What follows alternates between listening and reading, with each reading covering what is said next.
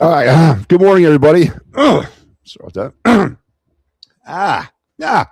Too early in the morning. Good morning, everybody. Welcome to the Clear the Ice, the Flyers postgame show here on the Instagram Sports Network. Boy, Matty B on the call on this late night, early morning, depending on where you're tuning in from.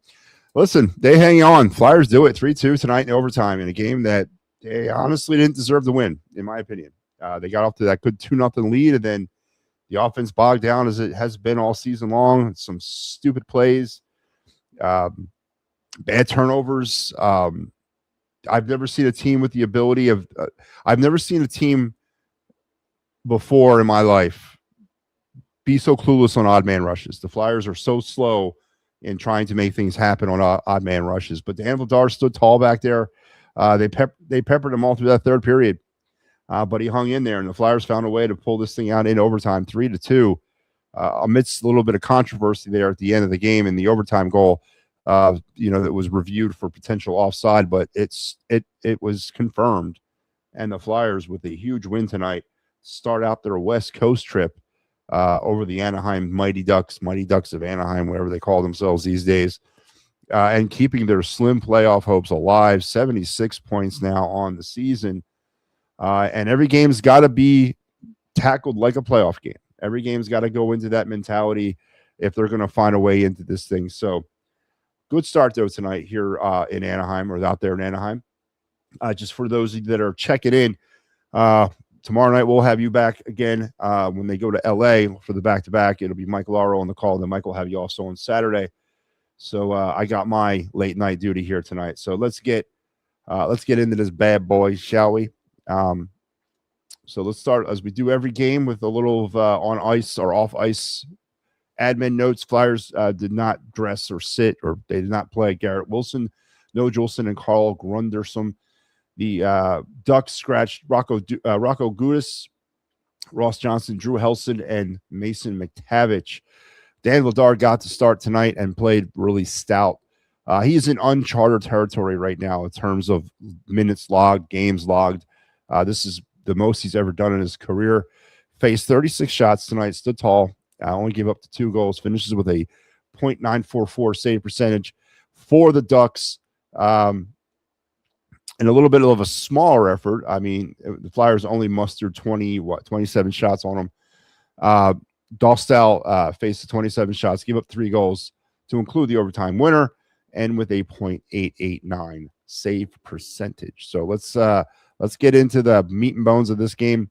Luke Glendening making not his debut, but scoring his first goal as a Flyer. Got the Flyers going here early in this game, the 2:51 mark of the first period, from York and Hathaway to give the Flyers the lead. And it was positive signs, positive sailing for the Flyers at this point. That is all the scoring you would have in the first period. Flyers would be all over Anaheim on the shot department. A big, wide open offensive period. That first period was 13-9. The Flyers finished with the shot total. Into the second period, Owen Tippett would get the Flyers that cushion at 2-0 at the 7:53 mark. It was his 23rd of the year from Sanheim, his 23rd assist of the year. And things were looking good. The Flyers defense was stout. They were dictating a lot of the play up to that point. But then things got a little bit rough. Cutter Gauthier on the power play. Not only did he score, but he scores on the power play. Gauthier won the power play, his 35th of the year, from Mintyakov to make it 2-1 on a terrible giveaway turnover by Rasto Ristolainen inside the Flyers zone. Shorthanded, tries to make a blind pass behind him towards the net, and it was intercepted, and Gauthier was there to pick it up and cash it in for his 35th goal of the year. I need a 30 for 30 on what happened with the Cutter Gauthier thing. I need to know who exactly was at fault that led him out of here. I really do need to know. It's really bothering me. That was all your scoring in that second period.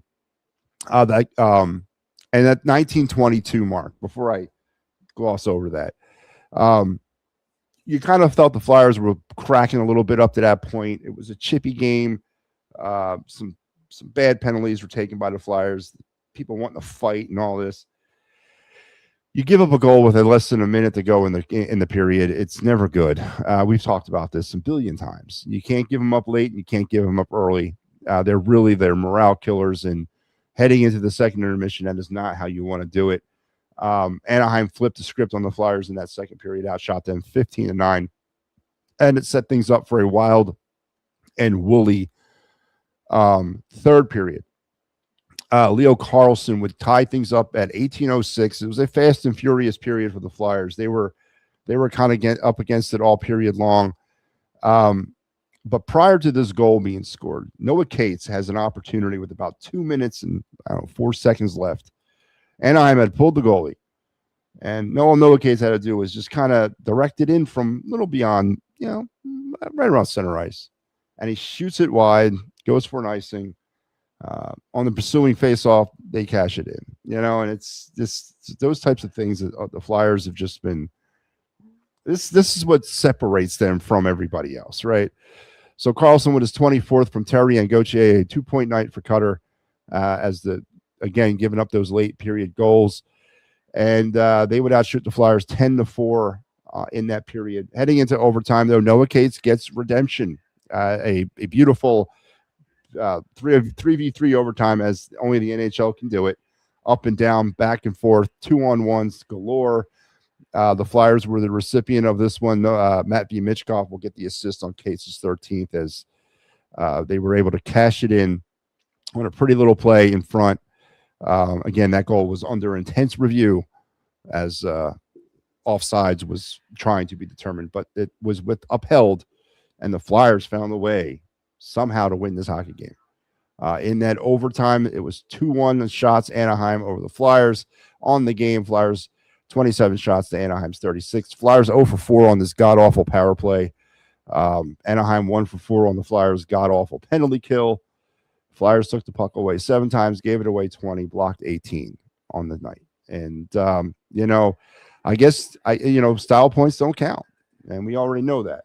And I understand that. But I'm just having a hard time wrapping my head around a lot of the things. And I know there's a lot of passion and everyone's intent here, and the Flyers making that playoff push. And yeah, okay, but it's just a bad team. I mean, Anaheim's a good team. And, the Flyers, to their credit, they held them down. But the game should never have been in doubt. The offense disappeared for about 3/4 of this hockey game. And Vladar did everything he could to keep the score, to preserve that lead. But, it's going to be hard. It's hard to win hockey games 2-0 or 2-1 when you score your goals early in the game. It's just really hard to do that at the NHL level. And the Flyers got to find a way to generate some other offense. And again, some of the things that have been plaguing this team for years continue to plague them. The power play issues, the penalty kill issues, the slow developing odd man rushes, the slow decisions about making passes at key moments or not making passes or shooting. Some of those things are just continuous problems for this team. But they get the win. They move to 76 points. They move closer into that jumble of the Eastern Conference of the playoff push. And that's at the end of the day what you're looking for, I guess. And that's at the end of the day what they got.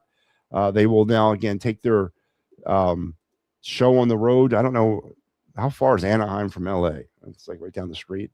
Tomorrow night against the Kings, which will probably feature Sam Ersson. God help us there. And then on Saturday against the Sharks, as they'll wrap up the West Coast trip before heading back home on Saturday night.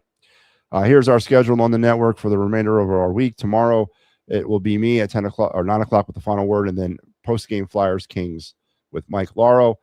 On Friday night at 9, it'll be the Philly Friday Frenzy. The best of it's a Rap Sports on Saturday, followed up by some Flyers Sharks.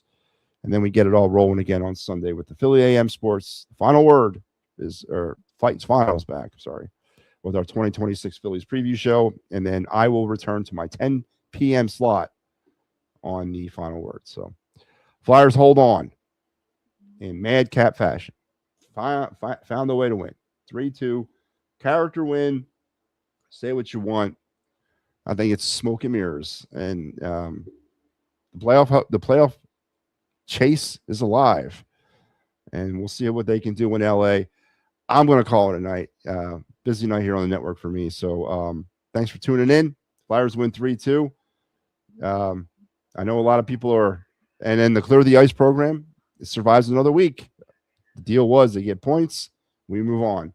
So we'll be back next week, and we'll continue to run this thing out to the end of the season. Flyers get the win tonight, 3-2. You guys have a great rest of your night. I'll see you tomorrow.